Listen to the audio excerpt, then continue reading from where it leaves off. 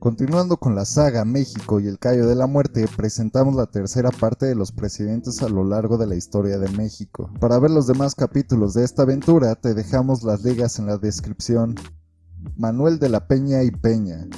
Manuel José María de la Peña y Peña fue presidente sustituto de México del 16 de septiembre al 11 de noviembre de 1847 y del 8 de enero al 2 de junio de 1848. En 1811 se recibió de abogado. Iturbide lo nombró consejero de Estado y le otorgó la Cruz de la Orden de Guadalupe. Fue miembro de la Suprema Corte de Justicia en 1824, secretario del Interior en 1837 y de Relaciones en 1847. Tras la renuncia de Santana en septiembre de 1847, de la Peña asumió las riendas del país con el objetivo primordial de hacer las paces con Estados Unidos. Le correspondió negociar el desafortunado Tratado de Guadalupe Hidalgo, por el cual México cedió 2.400.000 kilómetros cuadrados de su territorio. Al menos consiguió salvar la península de Baja California con su unión por tierra con Sonora y la soberanía sobre el istmo de Tehuantepec.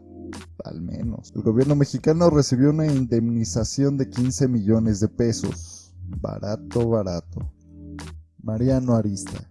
José Mariano Martín Buenaventura Ignacio Nepomuceno García de Arista Nuez, el Pepe, fue presidente constitucional de México del 15 de enero de 1851 al 5 de enero de 1853. Inició su carrera militar en 1817 en Puebla. En 1821 era capitán del ejército trigarante. En 1833, ya como general de brigada, Santana lo expatrió, es decir, lo corrió del país. De regreso en 1836 fue nombrado miembro del Supremo Tribunal de Guerra. Como comandante del Ejército del Norte, luchó contra la invasión estadounidense. Fue secretario de Guerra y Marina durante el gobierno de José Joaquín de Herrera. Tomó posesión de la presidencia de la República en medio de una severa crisis económica. No obstante, estableció la primera línea telegráfica que iba de la capital del país al puerto de Veracruz y otorgó la concesión para construir un ferrocarril en esa misma ruta. Trasladó el monumento ecuestre de Carlos IV a la entrada del Paseo de Bucareli. La terrible situación financiera desencadenó una revuelta que pretendía elevar nuevamente al poder a Santa Anna. Ante la imposibilidad de hacerle frente debido a la escasez de recursos, Arista renunció a la presidencia.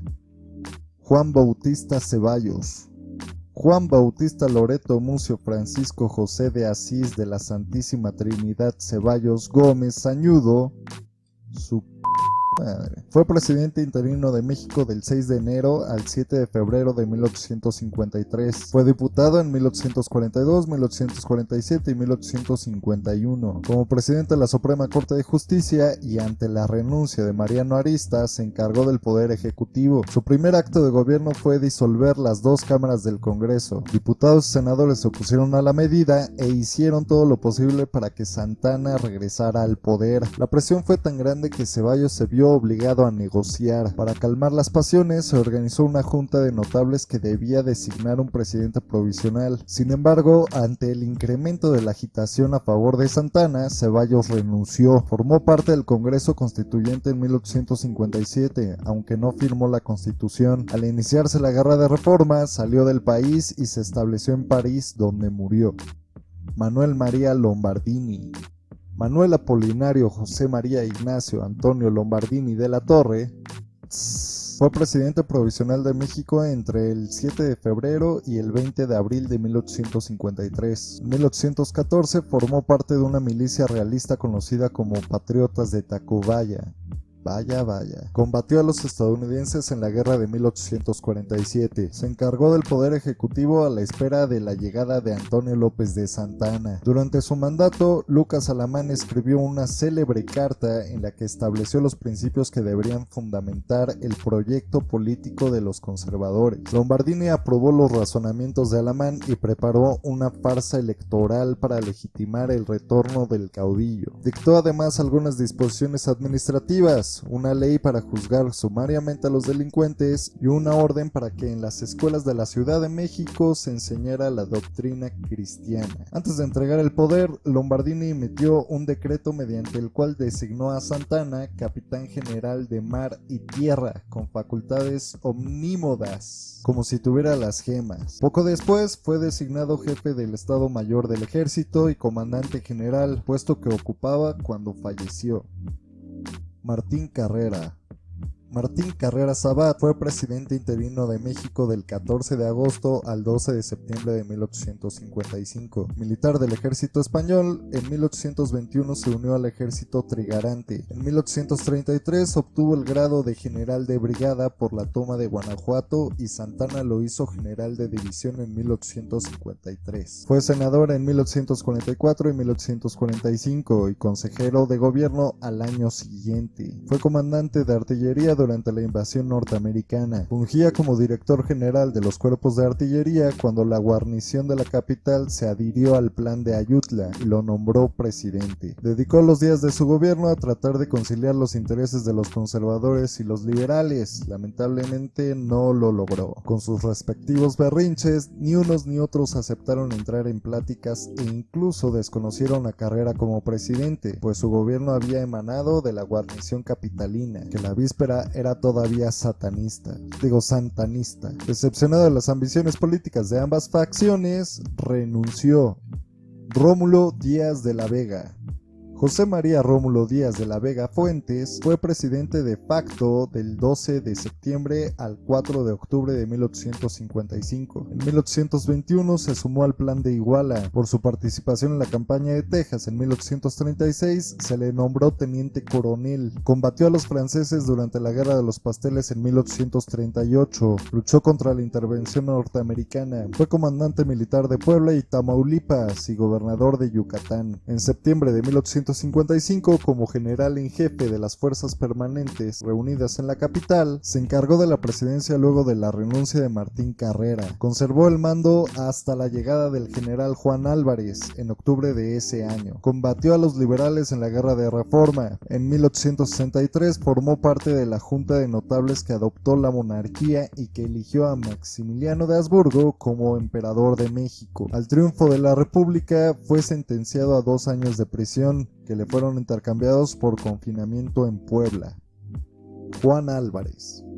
Juan Álvarez Hurtado fue presidente interino de México del 4 de octubre al 11 de diciembre de 1855. En 1810 se integró a las filas de Morelos como soldado raso. Después de la muerte del siervo de la nación, se mostró siempre leal a Vicente Guerrero. En 1847 fue jefe de la caballería en la campaña del Valle de México contra los estadounidenses. En 1849 propuso la creación del estado de Guerrero y fue el primer gobernador de dicha entidad. En marzo de 1854 proclamó el plan de Ayutla en contra de Santana. Al triunfo de esta rebelión fue electo presidente. Reunió en su gabinete al Dream Team. Ignacio Comonfort ocupó el Ministerio de Guerra, Melchor Ocampo el de Relaciones Exteriores, Guillermo Prieto el de Hacienda y Benito Juárez el de Justicia. Durante su fugaz gobierno convocó un Congreso Constituyente y abolió los fueros militar y eclesiástico. En la Guerra de Reforma combatió contra los conservadores.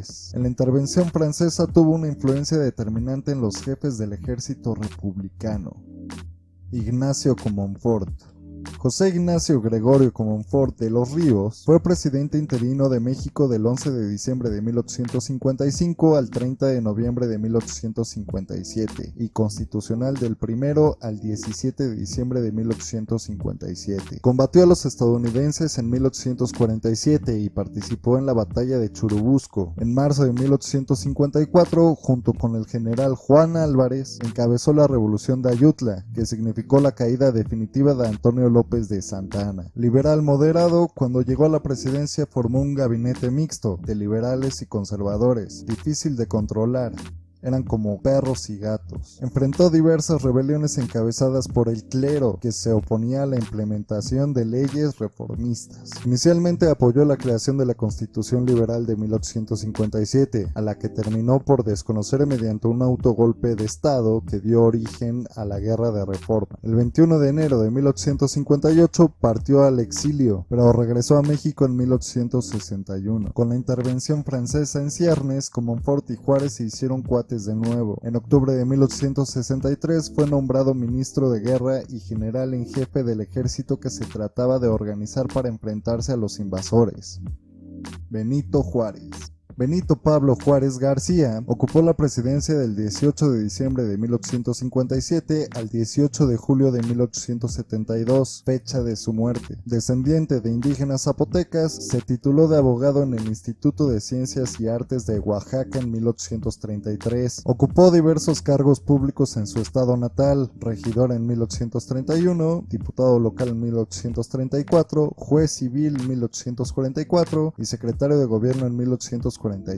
En 1846, al ser electo diputado al Congreso de la Unión, se vinculó a la política nacional. Al año siguiente ocupó la gubernatura de Oaxaca. Las profundas diferencias con Antonio López de Santana lo llevaron al exilio en 1853. Permaneció en Nueva Orleans hasta 1855. Se unió entonces a la Revolución de Ayutla, tras cuyo triunfo fue nombrado secretario de Justicia. En 1856 ocupó nuevamente el gobierno de su estado. En 1857 fue electo presidente de la Suprema Corte de Justicia, labor que desempeñó hasta diciembre de ese año, cuando se hizo cargo de la presidencia del país. A partir de entonces y hasta su muerte encabezaría el gobierno durante las etapas históricas de la Guerra de Reforma, la intervención francesa, el Segundo Imperio y la restauración de la República. Cabe mencionar que era fiel amigo de Abraham Lincoln. Su biografía durante los años que ocupó la presidencia es una parte sobresaliente de la historia de México.